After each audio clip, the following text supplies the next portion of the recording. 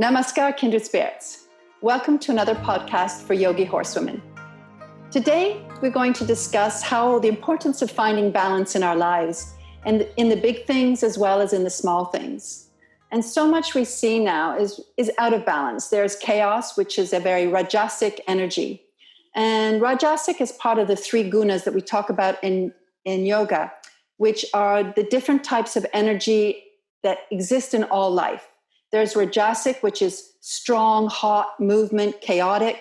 Then we have tamasic, which is quiet, sluggish, lazy, inertia, slow. And then we have sattvic, which is a very harmonious state, a pure state, a state where everything is in balance.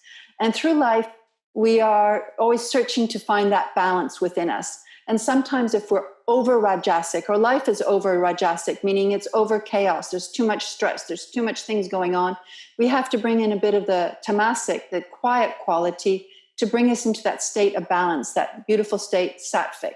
So we're all looking for that. And this is also a natural state where horses are always looking to be in harmony. It's very important for them.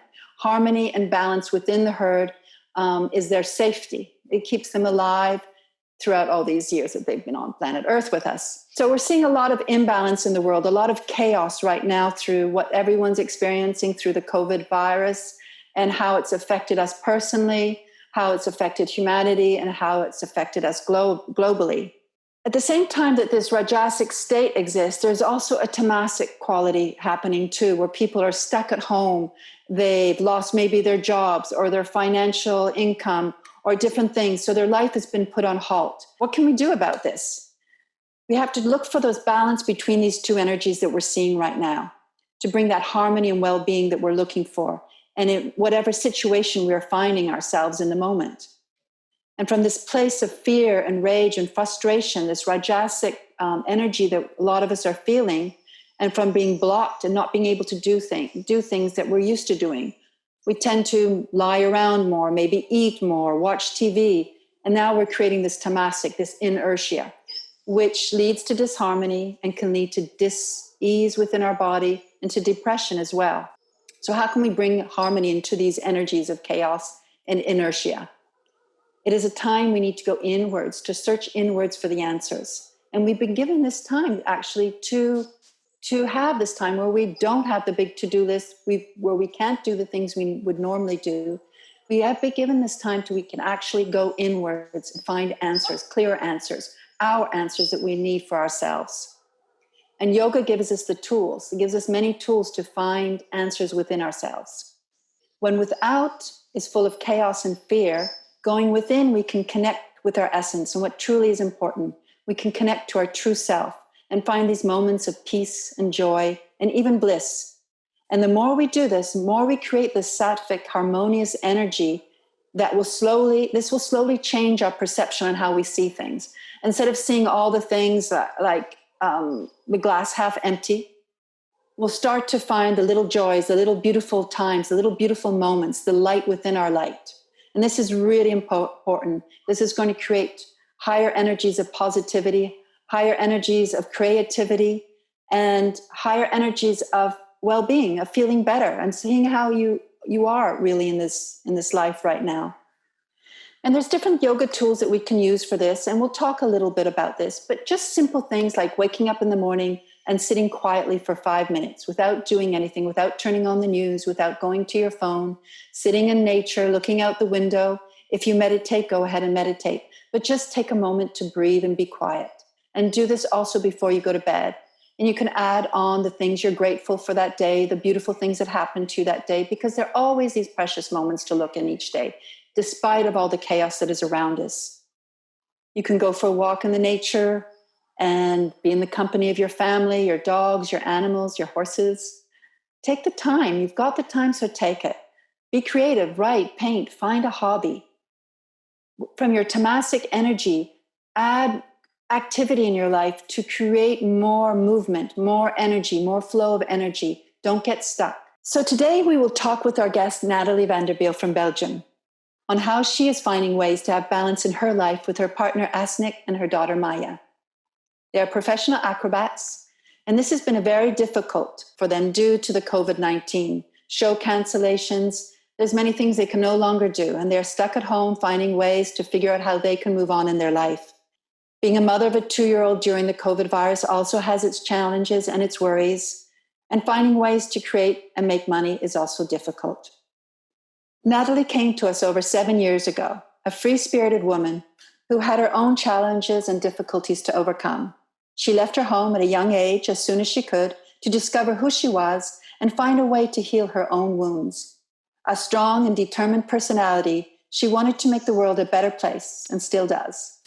She has the ability to dive into the unknown with fearlessness, from Mongolia to Africa, the US, Israel, Ecuador, Costa Rica, and Africa, and India. She has traveled many paths. Her strong character has served her well, but also too gotten in her way. As a Taurus, she definitely has a stubborn side, and that stubborn side has helped her continue her path and dream, but sometimes got her frustrated and out of balance. When Nathalie came to stay with us, she was passionate for horses and had experience riding in the forest freely in Belgium. She didn't come from a professional equestrian background, but she was connected with horse spirit from the very beginning. I remember those days fondly when we worked with the horses at Liberty and saw her connection and light grow. Going to yoga classes together deepened her understanding of her own physical body. So let me introduce you to this inspiring woman and let her tell her tales and experiences of how horses and yoga help her to bring balance and harmony into her life as a mother, partner, acrobat, equestrian vaulter, and trainer, and now as a yoga teacher. From a university student to studying medicinal plants, working with Cavalia and horse vaulting, then on to air silks and acrobats and traveling circuses in Europe, to Guinea to help found and find donations and investments for an acrobatic school there, to become a mother and a yoga teacher. Nathalie is a human who believes change is possible to make a better world for all.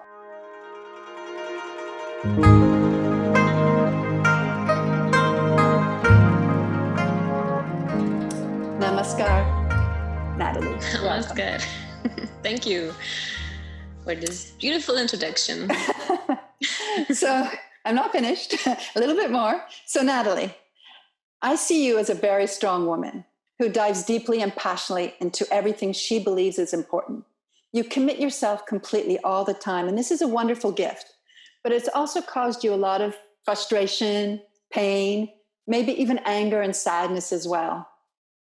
And we'd like to know a little bit more about how you managed to overcome this and what experiences in your life, and specifically with horses and yoga, has helped you have a better understanding and connect with your inner wisdom, with even your wild woman essence inside. Can you tell us to begin with a little bit about your childhood and how you grew up and what your dreams were as you began your life?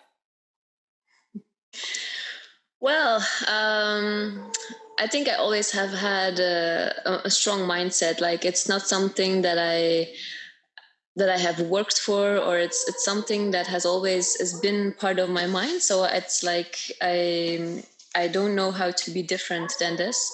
And I think everybody has his own way of seeing the world. So for me, it has always been to explore, to change, to make something a little bit better. And I think that mainly comes from, I have been born in a family with a very conservative view on the world, who took things a little bit for granted. You wake up during the day, you go to your work, you come home, you do every day the same thing. And I saw how detrimental that was to the relationship between my parents, how detrimental it was for their own dreams, their own spirits, because the eyes, they don't seem alive anymore. You have so many discussions between people. They don't seem to know where they want to go in life. I mean, the world is such a big place. There are so many things that could be done. And then you have all those people like daily doing things that they don't really love to do. And it destroys themselves, and it destroys also a part of the world, because imagine that all people like truly fight for their true passion. I think the world would be a very different place if people would just accept also their paths, that which is given to us, like when we are born. it has always pushed me. Like they sometimes say you choose the family you are born in, and maybe I choose this family. So it really would push me to go out of the box I was born in, and to try to, follow my way. I have encountered a lot of frustration and especially sadness when I was younger. I got anorexia when I was in my teens, and I really got inside. I closed myself up from the world, and horses were a really big companion for me during those years, because horses are naturally gifted with following their own path. If you are around horses, you probably know what I'm talking about. They see their emotions, their behavior, everything is so fluent and fluid and natural, that when you are around them, you find a moment of peace, even if everything in your life isn't about peace. So horses really helped me to get through that period, and to always motivate me. For some reason, I didn't have a lot of human friends or people to talk to, but I didn't really was looking for that as well, because I believe that a lot of humans talk too much in general in their life and miss a lot of things going on inside them. So yes, horses were a really big motivation for me to look beyond what I was giving in life. And yoga was only later in life, because in my teens, I did a yoga class, but at that time I wasn't really understanding what I was doing on that mat. I was just in a room with a bunch of people, and they were trying to touch their toes, and somebody was saying, do this pose and do this pose. And I was like, I didn't understand it. For me, it was just like a modern way of stretching, and there wasn't really the spirit of, we are here to go inside, to work on ourselves. It was just a very strange experience at that time, because I didn't understand what yoga was. I didn't understand where it came from. I was drawn to it, but I didn't know why at that time. Often in the Western world, the yoga does get lost more in the physical aspect of it as well. So there's a lot of yoga classes, which I'm not saying are bad. It does bring people more into yoga and understanding that everyone has to begin somewhere. But in the West, we have lost a lot of that spiritual aspect, which is actually the soul and the essence of yoga. It is to transform ourselves, to reconnect with our higher consciousness and spirit. Yeah, so that is definitely something that can help people as they progress through their life when they start yoga. It's always a place to begin, and then they can go deeper. Yes, and well, it's interesting that you talk about balance, like people looking for balance maybe when they are doing yoga, because I think people misunderstand balance often.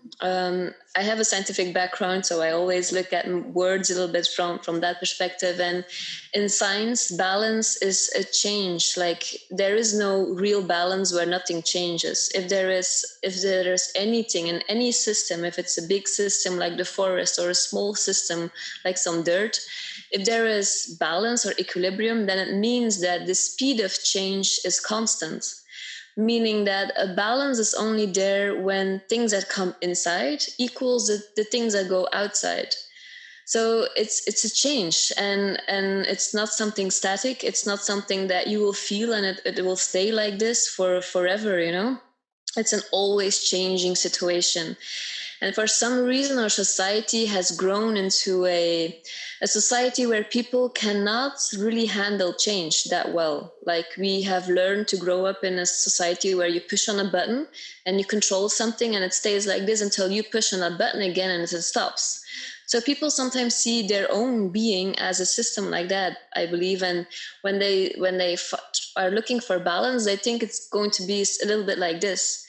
But balance is it's those small seconds, it's as being an acrobat, when I can do 20 saltos, but there will only be 1 or 2 seconds that I have really felt the balance of my movement, my body, everything. And it's those seconds that you are looking for in any kind of practice, if it's meditation or yoga or walking in nature, it's that change that you have to learn how to deal with, I believe.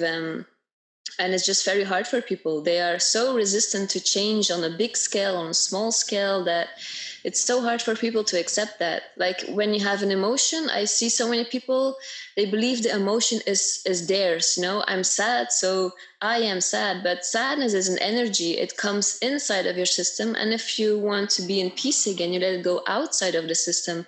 And that's the ever dynamic, you know, it's the dynamic equilibrium you live in with yourself and with your surroundings. And even now you see in the world, there is a big chaos, but it's also it's a state of disequilibrium, like you speaking about the different energies, you know, the rajasic and all those the three energies you were talking about.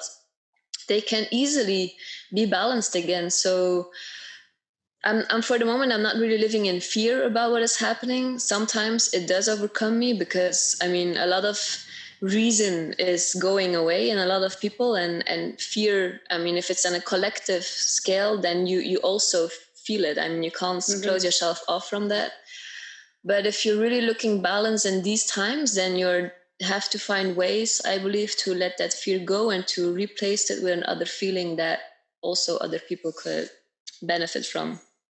That is, I love you where you came from a scientific way of speaking from that source, because basically yoga too, it's called an experiential scientific learning of oneself. And it's only through your own experience do you understand. So it's not like, a lot of people think yoga is la la land, all this, you know, it's not. Yeah. It's you believe in what you experience yourself. No one's telling you to believe anything. These are the tools, you try it, and you experience yourself. That it's not having a blind faith. It's really a practice of your own experience. And it's the energies. So often, exactly, the energies, everything is always moving. From too much movement, not enough movement, to balance. It's always moving in nature, as you say. And this energy is part of our world. It's part of the nature. It's in every living thing and every living being around us. And it's in constant change. We need the tamasic energy, otherwise we wouldn't go to sleep at night. We need that rajasic energy. We'd never get anything done. So that's how we bring in balance. When we need rajasic, we need to draw on that. When we need tamasic, we need to draw on that to actually have that balance, to be creative. And that's so important. And people also see these things as, like you said something about that, very interesting, that I am sad. But sadness is not us. It's an energy. It's a reaction to a situation. And then people will think it's bad. So often now society is, we have to be happy. We have to do everything, buy everything, do everything to be happy. It's always this race to be happy without actually living one's feelings. Our sadness is part of our life. It's part of our experience. To be angry is okay too, when we understand why we're angry. And if we need to, or is that anger unbalanced, or is that anger actually a way for us to take action to create something? And so people have this disappropriate attachment to happiness. Okay, and I just like you say, we are not happy, we are not this. It's just our reaction to something. And that yes, it does.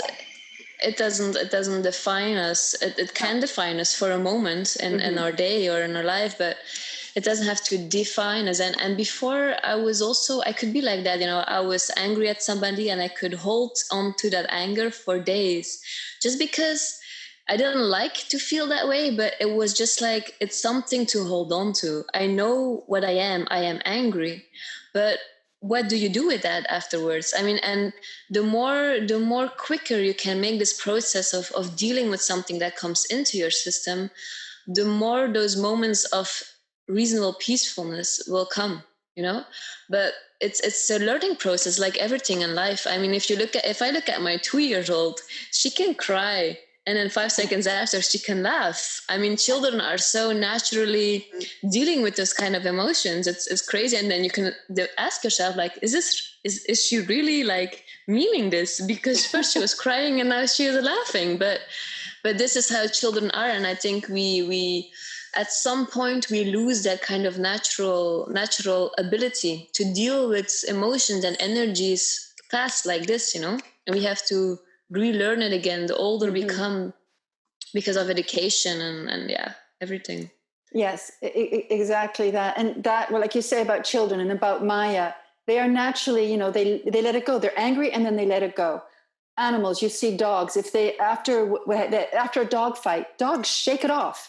They literally physically shake it off, and then they go back to doing their happy little life. Horses, they move from flight or fight to back to grazing and relaxed. There's this constant going back in our central nervous system of the parasympathetic nervous system and the sympathetic nervous system. And humans, we've got so attached to our we hold on and don't let go. And when we hold on to that anger, we hold on to that fear, which is happening now in the world of fear, we hold on to it. Almost it becomes like a comfort zone, something we're used to, and we hang on and we don't let it go. It's okay to be afraid. It's okay to be anger, but it's useful in the moment when we need it. Fear saves us from dying. Fear is an important energy that we need to have, but we can't switch back into the parasympathetic mode system of being relaxed and digestive. We get stuck in there. And then this is where all that disease in the body creates and everything else. So we just really need to look at our children, look at our animals, look at nature. Yes, children, animals, and it also makes me think about people who live more connected to the land or to each other even. Like I'm living with somebody who was raised in Guinea, and he has a very much more natural ability to deal with those emotions, that like he can be angry at somebody and let it go. Just like that, just like not really, they don't have this holding on to emotions. And I believe because they do live closer to the changes of nature, and they don't live barefoot in a small village in a tent. I'm not like referring to that image of people living in Africa, but they are more connected. They are just more rooted. They are more connected. They have more inner strength. And yes, they have more capability to live with each other.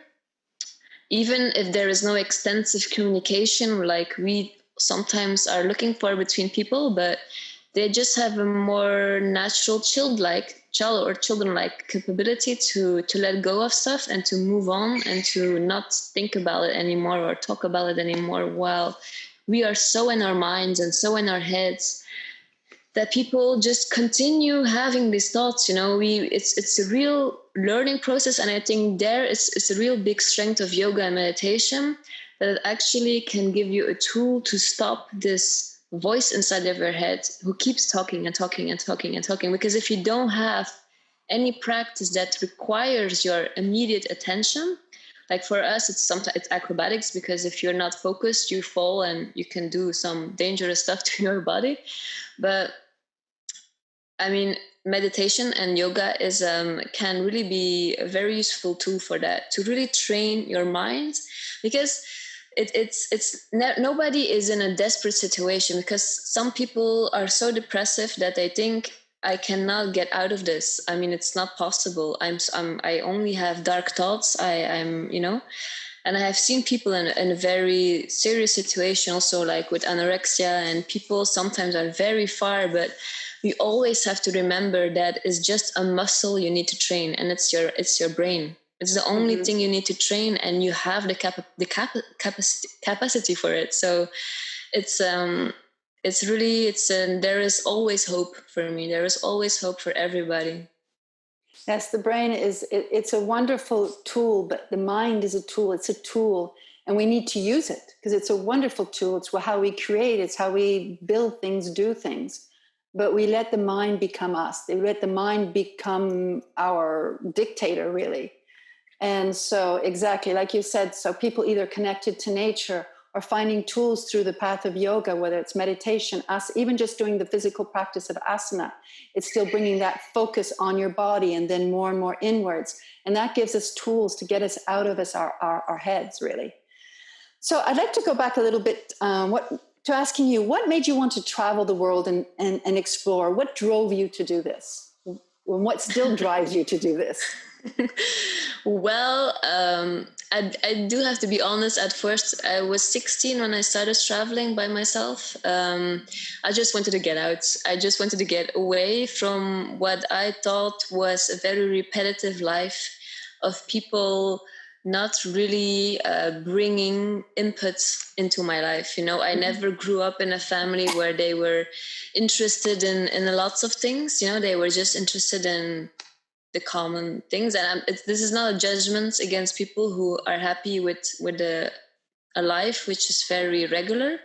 But I just couldn't. I just had my mind was always thinking about stuff where nobody was talking about, and nobody was like interested in I don't know, in things that were happening in the world and life. And I was so connected when I was younger. I was talking to this guy, and I was really a little bit like such a child. So I went out just for looking people like me, I think, or maybe not people, but just situations where I felt more at home than I was feeling where I was living in a small village in Belgium. And I always remember the woman making a drawing for me, and she was making a drawing, and at one side she was drawing squares, and at the other side she was drawing circles. And she said, look, you are now a little circle living in a world of squares. You have to get out of there and look for those other circles so you can actually talk your language and find people to connect with. So I left that world of squares and I went out to look for other circles. And I found some of them. Like I met you, so I found another circle. Yes, and that was really my biggest motivation. Also, to really, I'm a Taurus. I really like to sense things, to experience things with all of my senses, and I have never had a fear of traveling by myself. That was really natural to me. So I can be afraid to go into a room full of people like I don't know, and where I'm expected to be social and to be cool and to be, that can make me afraid. But traveling the world, no. I have always thought like wherever I go, I'll find a place to be home, wherever the moon and the sun is, there is home. So that really drove me to go out and meet all those other cultures and especially learn. I had such a thirst for knowledge as well. And I couldn't, school was just not enough for me. You definitely have an adventurous spirit. I mean, from riding in Mongolia, living with the family, I just love that video of you galloping through on these little Mongolian horses and the sheep and the mountains. It's just like, and you were so young when you did that, but that's your fearlessness, your spirit, your thirst for life, really. I see it as you want to know, you want to feel. Like you say, being a Taurus, you have this desire to know, to feel, to experience. And that's beautiful. And I think that's opened up your mind in so many ways, but I think you had that mind since you were little too. And I think we all do. And somehow life just clogs people down. We get influenced in good ways and bad ways by our families, by our communities, by schools and everything else. And there are many good things in it, but some things have been lost along the way. I think children are losing that ability to, in schools especially, to experience life. They're told to sit in a chair and not move, to be quiet, not talk. They're children. There's a lot of schools, like especially in Sweden, in Denmark. I think Denmark's very strong in the schools where kids, classes are taught out in the nature a lot. As soon as they can, it's outside. They're allowed to move and run and express themselves and feel things and experience. So when they're learning something in school, whether it is math or something, it's still brought into the context of living life. And I think that needs to be really brought back into a lot of the mainstream of school these days. But let's go back to you. Before, I also wanted to talk a little bit about, because you came to us, well, let's first of all start when you came to us all those many years ago, about 7 years ago, and you found, I don't know, I can't actually remember how you found us, but you did, and you came as a volunteer. And at that time, I hadn't started the yoga with horses, but we were just starting it with Corinne, and you were our first person. Then we said, okay, let's try this out, and you're going to be our pretend guest. And we had you up on top of Shiloh and doing the poses and breathing and everything else in that little pasture in the jungle there. So that was pretty cool. When you first came to us, what were you looking for when you came to us? To the jungle, to the Caribbean, to horses, to yoga? What was... when I came to you, I just graduated university. I had a bioengineer diploma, like cum laude. There were people asking me to study even more, to do a doctor, blah, blah, PhD, all those kind of things. And The thing is, when you come from like university and you have good grades, people see you as intelligent, somebody capable of doing more. And I did not feel at all like that when I graduated. I just finished a master thesis in Ethiopia, and I felt so useless at that time because I was thinking, what the hell? I just worked for 6 months on my thesis, living in Ethiopia also for 5 months, got sick, like seriously sick by living there, got through this whole kind of confrontation between black and white, which I was so not ready to deal with at that time. And nothing will happen with my thesis. What will happen with my thesis for the people living in a village in Ethiopia? Like probably nothing. It will just be like an article somebody published in a scientific journal, and that will be it. So after I was really looking for experience, practical experiences, and I was in front of my computer and I just looked for stuff, and there were several stuff who got like a ping inside of me, like an intuition, and that were the stuff that I went for. You know, I went to Israel in a kibbutz, and then Susanui to learn with medicinal plants, and then I came to you. And I have no idea anymore how I ended up there, but it just happened. Oh, it was a great thing you did.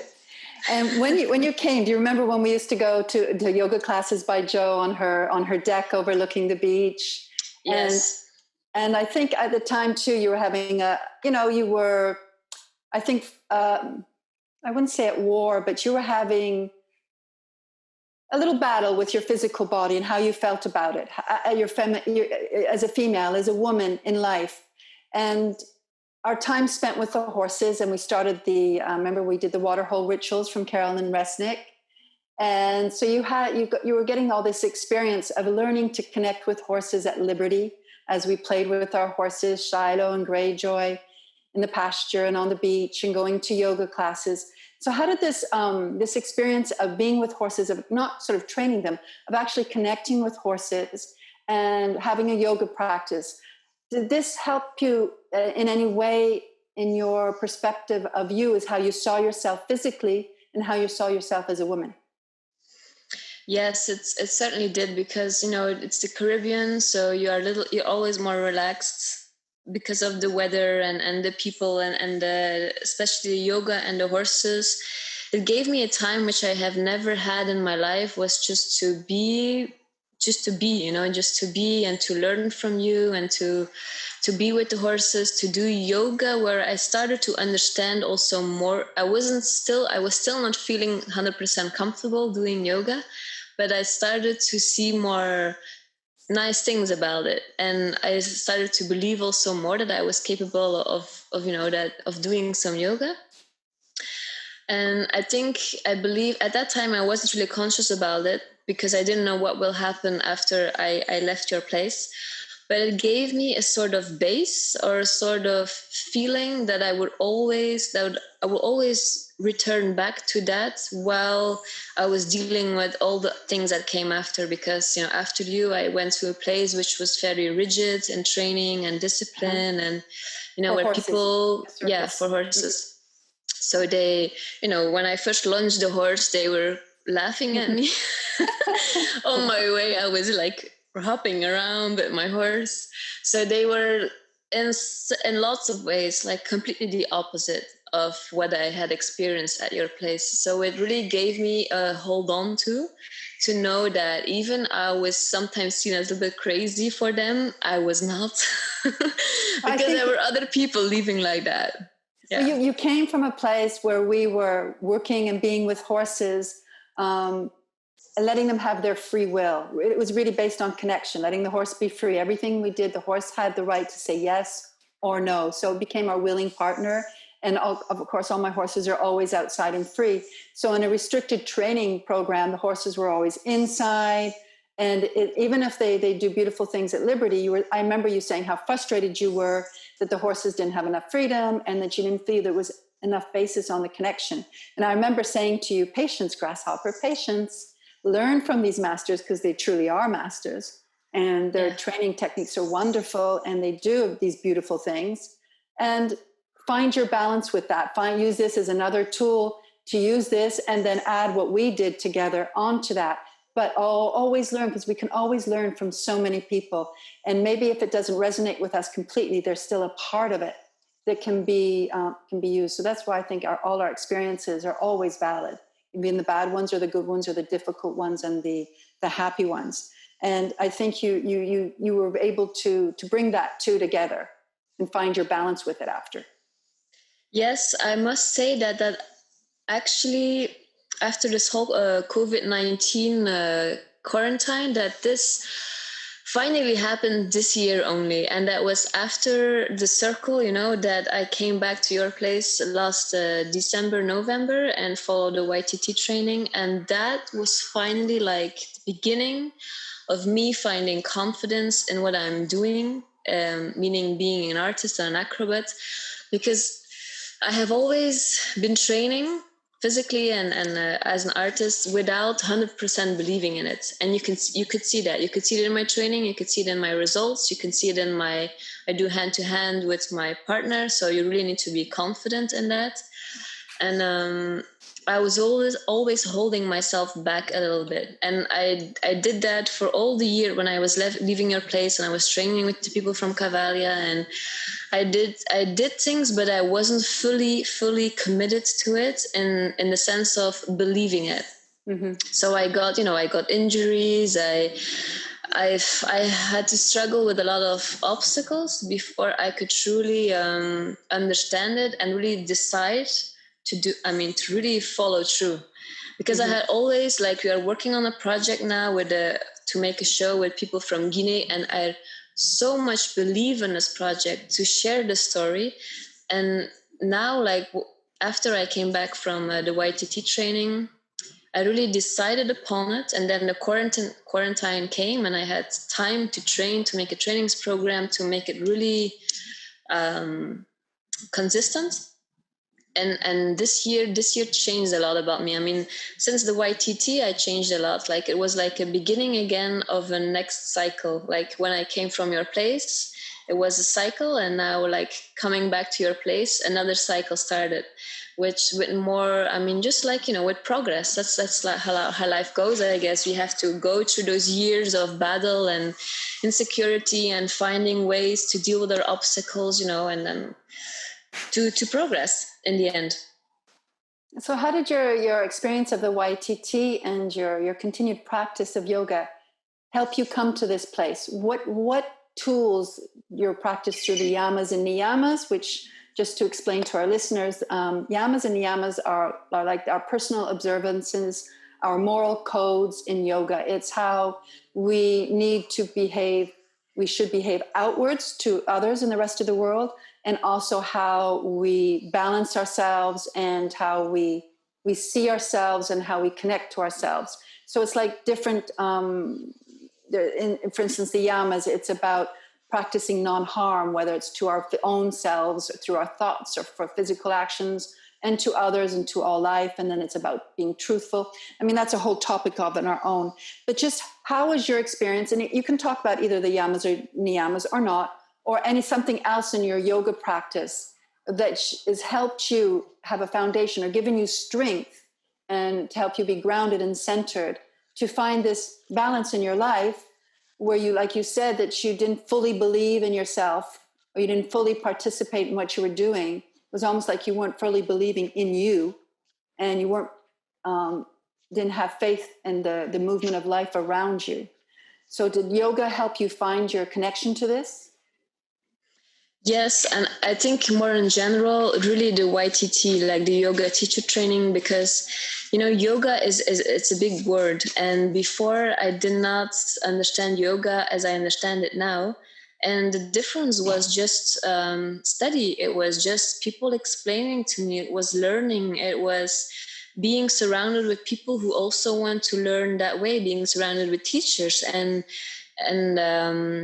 progressing. At the end of the YTT, you need to give a class yourself. And I surprised myself at how good it felt to do that. I didn't have any insecurities, or I wasn't overthinking myself or doubting myself. I was just doing it fluently. And I really realized that to get somewhere, you just need to work for it. I mean, it's not a big secret, huh? It's work. And I remember also that was what the people, from my equestrian training also always said, the liberty, it's not a secret, it's just a lot of work. And, sometimes you believe from yourself, this is nothing for me, or can I do this, or can I not do this, or there is something wrong with me because I don't progress as much. But those are all just questions because you are not really working for it. And all those years now that I have trained before this year, I sometimes wonder, what was I really doing? Because yes, I was training, but mentally I was not 100% fully there. So I was not progressing as much. In the last 4 months that I have been training now, I have progressed more than I did in the last 2 years before this. I do things now that I thought I will never be capable of doing this. And the only difference is it's a consistent trainings program. It's guidance from people who have a lot more experience than I do. And that's it. It's teachers and trainings programs and believing in yourself and committing yourself to it. And the YTT really showed that to me, like that. There were people committed and there were people less committed. Mm-hmm. And you could see that at the end of our journey, the people who were really committed were ready for it. They would progress much more than the people who were there, but still thinking, can I be a yoga teacher? Is this good for me? Who are still in that process, which is totally fine, but they are still in the process of thinking about it rather mm-hmm. than committing to it, deciding upon it, and following through. So that's a big difference for me. And I finally understood that there is nothing wrong with me because I didn't do circus school and because I haven't been acrobat since I was, 10 years old. It's just a difference of believing in it and committing yourself to it. And then you understand, like when YTT, when the yoga was explained to me as a tradition and the history behind it and everything, I could study for it. I mean, it was a whole world opening up for me, and I could really understand now why we are doing those asanas, why we are doing, physical practice into it. And it really opened up a pathway for me to pull that through in my life, because, at the end, we don't live to do yoga, but we do yoga to make our lives better. So, that really was helping for me this year, the YTT. And what we learned about the yamas and the niyamas, so it's like a kind of, moral code to live your life by. I think we don't have to see it like in a big picture as, I'm a moral person, so I mm-hmm. will never lie, or it's more like in your daily life, when it's in the small things. The more you change things in the small things, the better your overall picture will be. I always remember my teacher saying, the sacred is in the common. Mm-hmm. And she was right, doing the dishes, there is sacredness mm-hmm. inside if you really focus on it. Mm-hmm. Just those small things. If you learn how to pull your practice from yoga, meditation, the moral values of it into the small daily lives, your life will be sacred. Because that's something which has always bothered me a little bit about human life, is not how vulgar, I don't know the word in English, like how the banality of it, how people treat everything as, it's just this, mm-hmm. as if nothing really matters in life. But if you could only change that attitude then, your whole life will change. Taking a shower, everything. I remember a movement teacher saying, even making a crap, you have to be the best version of yourself. So even going to the toilet, you have to be the best version of yourself. Be aware. Yes, there is no next year. There is no next month. There's only happening now. If you are not taking the moment, like I could say in 1 year we have the premiere of our show. You could say that's a long time from now, but it's not. If I will say next year I will do that, how will I ever be the best version of myself on that scene? I will not, I will have to overcome my fears for new movement, for whatever, to do it now, because in 1 year I want to be better than who I am now, So that's something that the moral codes of yoga really really taught me also in dealing with my 2 years old. I think I have a, she's also a Taurus, so she can be pretty stubborn. But hey, don't speak bad about my Maya, my little forest fairy, my love of my life. Yes, she's really a nice child. But I have my own issues to deal with in raising a child, and I really have to focus on the ahimsa part, the non-violence way, because I have a lot of anger inside of myself that I have to deal with in some kind of way. Anger, with the world, with some kind of stuff, and I really need to find a way to not over exaggerate in my reacting to things that other people do, because sometimes you can become really angry about something small and point your finger because this happened, or this is what he did, or this is what she did, but it actually comes from from yourself, and asking yourself why you became so angry, and all those kind of questions you ask yourself. The yoga pathway does help me with that. Yes, we can't control what other people say or do or behave. We can't control the situation of the world, but we can control how we react to it. We have the ability to respond. So Sadhguru talks a lot about this, about responsibility, meaning the ability to respond, and that we are in control of how we respond to a situation. And so there's lots of reasons to be angry in this world, the way different things are being handled, etc., how things are overlooked, and it is frustrating. And we feel lack of control, because what can we do about it? So always we hold on is to this anger and frustration about it. But when we can start to say, okay, well, there is something I can do, and look for the ways that we can do, which even if it's in a small, very small context, and like you say, finding that magic in the small things again. And when you do find that magic in the small things again, that permeates outwards to your daughter, outwards to your partner, outwards to your community, to the life around you. And it just starts with those little seeds, with those little wavelets that become big waves and become an ocean. And that's what we can do. If we walk around with a grumpy face and miserable and angry at all the world, we're just creating more of that energy. Whereas if we create, and it's not forceful positivity, we can't just go out there with a big smile, I'm going to be, that's not what I mean. I mean really about finding just being quiet for a moment and finding those moments where you feel joy or where you feel peace and happiness. And it's all around us all the time. It's in a little butterfly. I know it sounds maybe a little bit la-la for a lot of people too, but it is what is important. This is life. This is the spice of life. Life is around us. It's how we see it that can change the world. Yes, and it's not, I am not saying that people cannot have big ambitions in life, because I have for myself big ambitions, which are sometimes really frustrating because, you need to have a lot of patience to realize those things. But I also, another teacher of me from the horse world, he said to me, when I understand something, when I don't understand something, when I have a big ambition to realize, I see it as like a very complex machine, but that machine has different parts that I can take out, and you just start with one part and then the next part until you see the bigger picture. And so it's basically just saying, you go step by step, but it's it doesn't mean that if you have big ambitions and that you can't combine that with really living in the moment, to be present and seeing the sacred and the common things, and that's it. Because if you don't understand presence, then your life just passes by yourself. And that's something again that the horses has so much to teach us, and it's presence. If you want to work with horses, you need this focus, you need this presence.